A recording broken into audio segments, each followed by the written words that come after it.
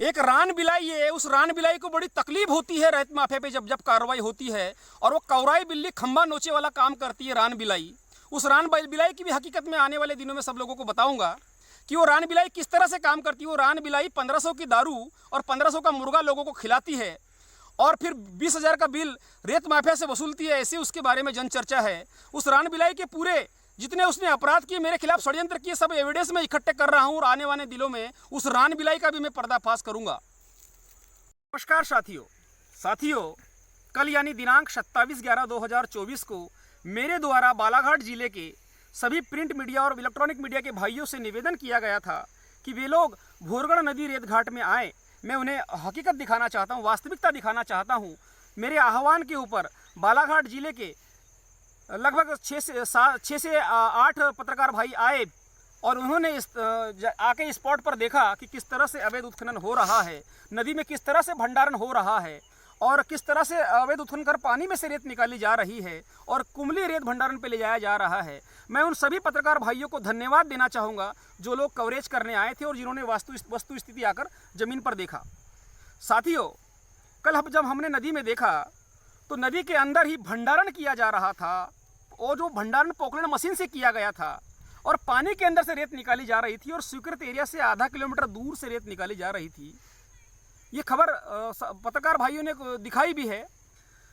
साथियों, मेरे कहने का मतलब यह है कि बड़े हो हल्ला मचाया जा रहा था भोरगढ़ घाट के संबंध में कि लीगल घाट है और जो लोग हल्ला मचा रहे हैं, जो लोगों को लगता है कि वो लीगल घाट है और हम वहाँ जाके व्यवधान उत्पन्न कर रहे हैं, वे लोग अपनी आँख से आकर भोरगढ़ नदी रेत घाट में देख ले कि कितना बेकार तरीके से नदी को बर्बाद किया गया है और पूरा उसका प्राकृतिक सौहार्द बिगाड़ दिया गया है, उसका स्ट्रक्चर बिगाड़ दिया गया है और पूरी नदी को लूट डाला गया है और कुमली रेत भंडारण पर रेत ले जाई गई है। साथियों, मैं लगातार इसके ऊपर लड़ रहा हूँ, शिकायत कर रहा हूँ। साथियों, कल मैंने जब ये प्रेस कॉन्फ्रेंस की उसके बाद में मेरे खिलाफ एक षड्यंत्र किया गया और षड्यंत्र इस तरह किया गया कि राम कुमार नकपुर एक खैरलान जी, उन्होंने प्रेस कॉन्फ्रेंस करके मेरे ऊपर एक आरोप लगाया कि राजा लिल्लारे सांप का जहर बेचता है, जिसकी शिकायत करने के लिए मैं 26/11/2024 को बालाघाट गया था। और उसमें जिन लोगों ने प्रकाशित किया था, मैं उन लोगों का वकील और कुछ लोगों ने मुझे पूछा तो मैं उनका वार्ड नंबर और बाप का नाम पूछ रहा था और मैंने ये कहा कि मेरी खबर गलत तरीके से प्रकाशित की गई है, इनकी मैं कहानी बनाऊंगा कानूनी रूप से मैंने नहीं कहा, क्योंकि मैं जो कानूनी रूप से इनकी कहानी बनानी थी और ये दोबारा पत्रकारिता करना भूल जाएंगे, ये बात मैंने कही थी। इस बात को लेकर राजा लिल्लारे ने धमकी दिया पत्रकारों करके, बड़ी हल्ला मचाया जा रहा था और एक बड़ा नैरेटिव सेट किया जा रहा था साथियों। और उसमें बड़ा लिख रहे थे ये लोग, कुछ लोग षड्यंत्रकारी लोग, कि राजा लिल्लारे ने मारने की धमकी दिया, पीटने की धमकी दिया, मर्डर करने की धमकी दिया और इस तरह से पूरा नैरेटिव सेट किया जा रहा था साथियों, उन भाइयों से मैंने बात की जिनके बारे में ये बात कही गई थी। उन भाइयों को कोई तकलीफ नहीं है, मगर एक रान बिलाई को बड़ी तकलीफ है। जो रान बिलाई है उसको बड़ी तकलीफ है, उसके पेट में बड़ा दर्द हो रहा है। मुझे लगता है उसके संबंध में एक जन चर्चा है कि 3,000 रुपये का मुर्गा और दारू किसी को पिलाती है एक रान बिलाई, और वो 20,000 का बिल बना के ऊपर माफिया को भेजती है और वो पैसे खाने के लिए उसको बड़ी पेट में तकलीफ होती है और राजा लिल्लारे के पीछे वो बिलाई पड़ी है, रान बिलाई। ऐसे लोगों से सावधान होना पड़ेगा। और मैं बालाघाट जिले के लोगों से कह रहा हूं कि ये रेत माफिया पूरी नदी को बर्बाद करके यहां से चला जाएगा, तुम्हें बालाघाट जिले में ही रहना है। आपसी भाईचारा क्यों खत्म कर रहे हो? पैसों में इतने अंधे हो गए हो क्या कि अपनी नदी को बर्बाद करने वालों की दलाली कर रहे हो, गुलामी कर रहे हो और लड़ने वालों के ऊपर आरोप लगा रहे हो?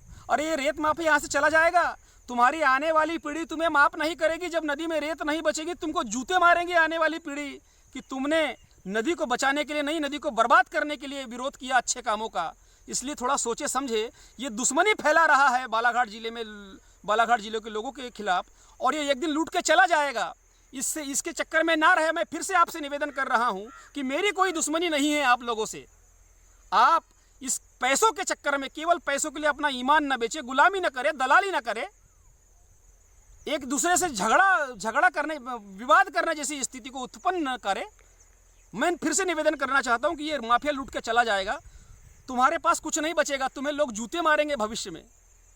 और एक रान बिलाई है, उसको बड़ी तकलीफ हो रही है, कई दिनों से वो षड्यंत्र कर रही है मेरे पीछे। जब मैं गायब था तब भी वो गाँव गाँव जाकर ये कह रही थी रान बिलाई कि राजा लीला के खिलाफ वीडियो बनाओ कि ये रेत माफिया से पैसे मांगता है, मगर लोगों ने नहीं बनाया। ऐसे मेरे पास गवाह है, उसके मैं सारे अभी अपराध देख रहा हूँ, क्या क्या कर रहा है, पूरे एविडेंस इकट्ठे कर रहा हूँ। उसका नाम भी बहुत दिनों बाद उजागर करूँगा, मैं बहुत कुछ दिनों में उजागर करूँगा। तो इस तरह से पूरा घटनाक्रम चल रहा है साथियों। और जिन लोगों को भी शक है कि भोरगढ़ घाट वैध है और वहाँ अवैध काम नहीं हो रहा है, वो हवा में तीर मारना बंद करे। और निवेदन है आप लोगों से मेरा कि आप स्पॉट पे आइए, स्पॉट पर देखिए कि वहाँ क्या हो रहा है। साथियों, वहाँ से माइनिंग के अधिकारी को फोन लगाया गया। माइनिंग के अधिकारी, माइनिंग इंस्पेक्टर सुरेश कुलस्ते बार-बार फोन काट रहे। पत्रकार साथियों के 3-4 बार फोन काटा है, 2-3 पत्रकार साथियों ने फोन लगाया, मैंने खुद फोन लगाया, मेरा फोन काटा है। मुख्य खनिज अधिकारी आर के खातरकर को फोन लगाया, उनने कहा कि मैं भोपाल में हूं, मैं बात नहीं करूंगा, और फोन काट दिया। इस तरह का प्रशासन की नाक के नीचे पूरा का पूरा अवैध कारोबार बालाघाट में चल रहा है और पूरी नदियों को बर्बाद किया जा रहा है, उसका प्राकृतिक स्ट्रक्चर खराब किया जा रहा है। अरे भविष्य में क्या बचेगा बालाघाट जिले के लिए?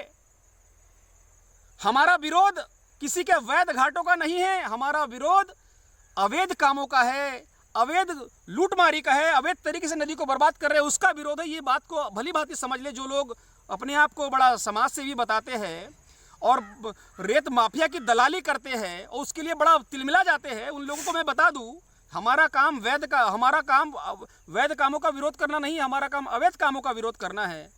इसलिए से मैं आपसे निवेदन करूंगा कि ये माफिया लूट के चला जाएगा, इस पर ज़्यादा आप ध्यान न दें और अपना भाईचारा बनाए रखें, अन्यथा भविष्य में आपको लोग जूते ही मारेंगे, इसके अलावा कोई आपके पास चारा नहीं बचता है। और इतना कहकर मैं यही अपनी बातों को अब विराम दूंगा साथियों। और सोचिए समझिए कि बालाघाट में किस तरह से ये माफिया एक दूसरे को लड़ा रहा है और बर्बाद कर रहा है। और ये स्वीकृत एरिया नहीं है। स्वीकृत एरिया कहाँ है मैं आपको दिखाता हूँ, चलो आइए।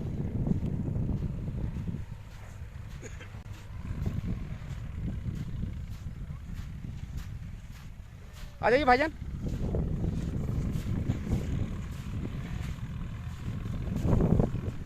इसका एक बार कहाँ से कहाँ तक पंचनामा बनाए थे आपने?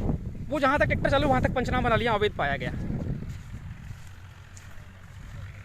अभी जो उत्खनन कर रहे हैं ये मतलब ये पूरा अवैध है, सीमा के बाहर है। सीमा के बाहर है।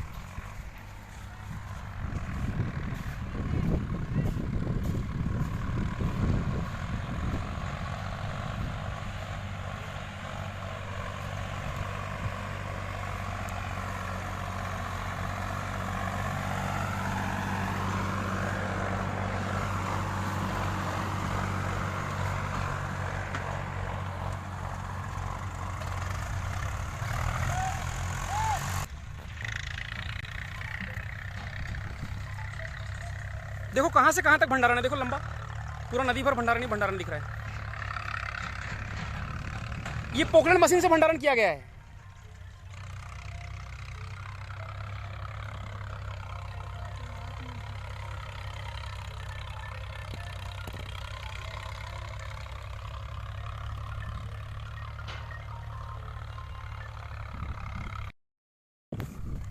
ये देख सकते हैं आप, नदी के अंदर, भोरगढ़ नदी के अंदर ये भंडारण किया हुआ है।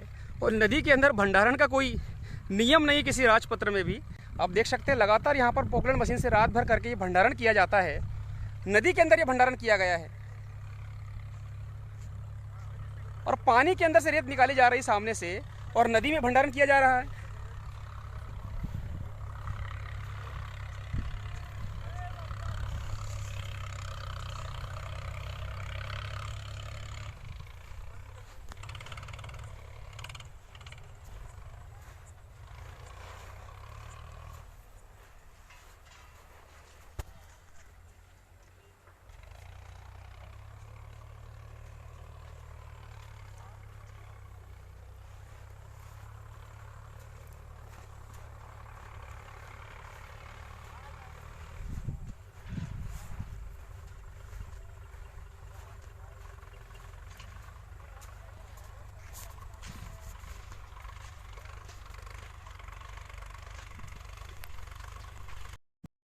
हो गया ना बोलना।